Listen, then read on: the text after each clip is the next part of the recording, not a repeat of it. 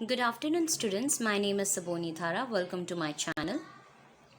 So students of 12th Standard Commerce, Secretarial Practice students, today we will going to start with the different topic which is called as Provision as per Companies Act. That is Share Capital and Debenture Rule as per 2014. That is Rule 18. So this topic is actually very much important. You all should understand this topic very well.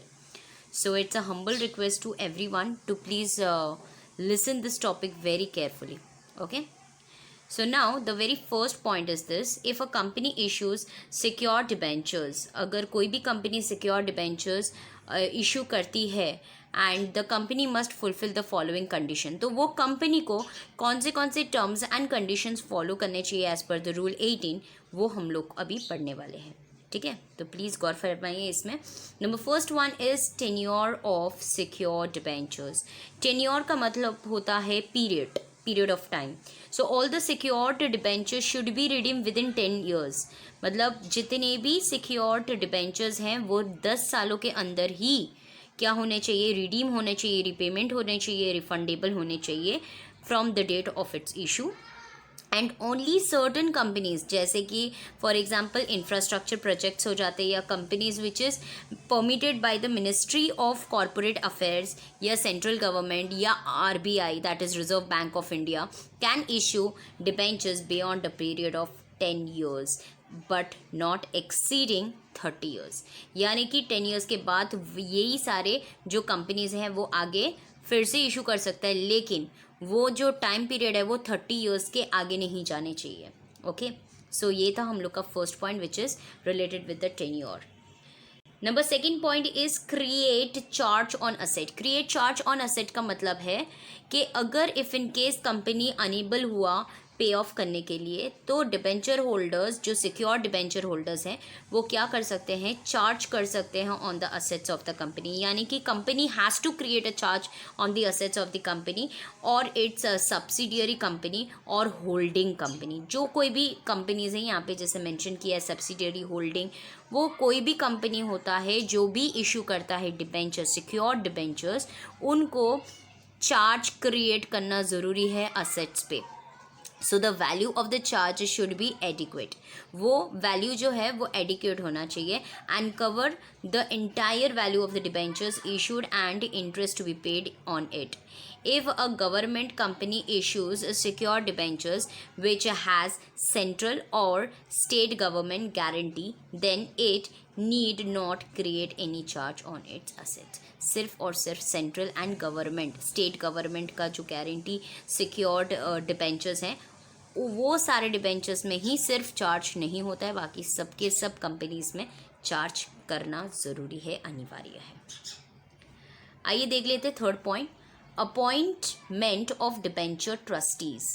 जैसे कि मैंने last lecture में बताया था आपको, video lecture में, कि हम लोग डिबेंचर ट्रस्टी अपॉइंट करते हैं ताकि डिबेंचर होल्डर्स के इंटरेस्ट को बचा सकें. अगर उनको कोई भी ग्रीवियंसेस हो, कोई भी कंप्लेंट्स हो, तो उनको किस तरह से अच्छी तरह से रखा जाए, उनको किस तरह से सॉर्ट आउट किया जाए, ये सारी चीज़ें हम लोग डिबेंचर ट्रस्टी से क्या करते हैं, एक्सपेक्ट करते हैं. It is one kind of an institution as we have discussed in the last lecture video. So यहाँ पे ये बोला गया है कि बिफोर इशूइंग प्रॉस्पेक्टस और offer letter the company has to appoint a debenture trustee.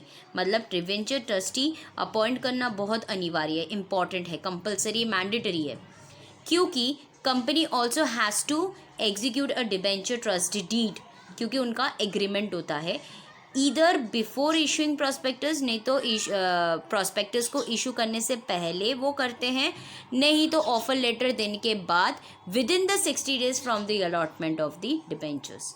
ठीक है, so the deed contains the terms and the conditions agreed upon by the company and the trustees and clearly states the role of the debenture trustee.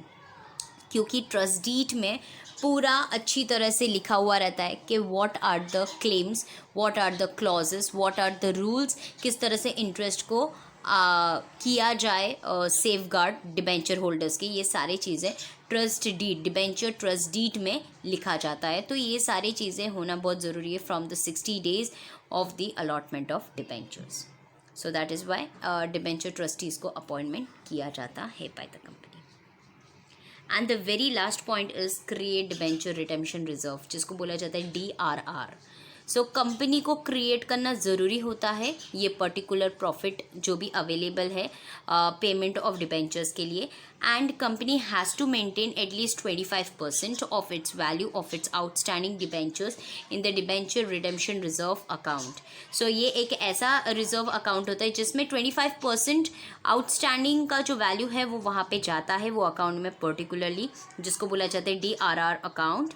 And company has to invest or deposit on or before 30 April each year, यानी कि every year के 30 अप्रैल आने से पहले वहाँ पे deposit करना ज़रूरी है।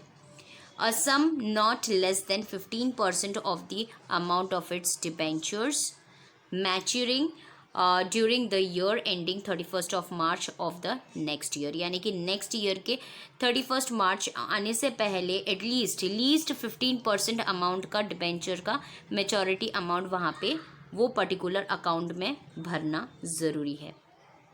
And the next one is money from this account is used for the redemption of debenture. और ये जो मनी है जो एक साइड में रखा जाता है, ये जो मनी रहता है, ठीक है, परसेंटेज वाला मनी, वो रिडेम्पशन ऑफ डिबेंचर्स के लिए रखा जाता है।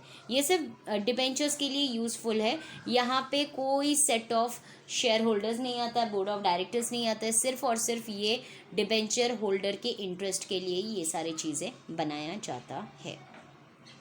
So this was the main 4 criterias जहाँ पे आपको provision as per the companies share capital and debenture rule 2014 that is rule 18 के अनुसार आपको ये 4 बातें याद रखनी ही चाहिए। On the other hand requirements as per the SEBI that is securities and exchange board of India ने भी कुछ रेगुलेशंस और रिक्वायरमेंट किया है जो कि हम लोग नेक्स्ट लेक्चर में देखेंगे। Okay, so by that time, thank you so much for listening me. Thanks a lot. God bless you all. Wear your mask, keep social distancing in Diwali and every festive and every day. Take care of yourself and your family too.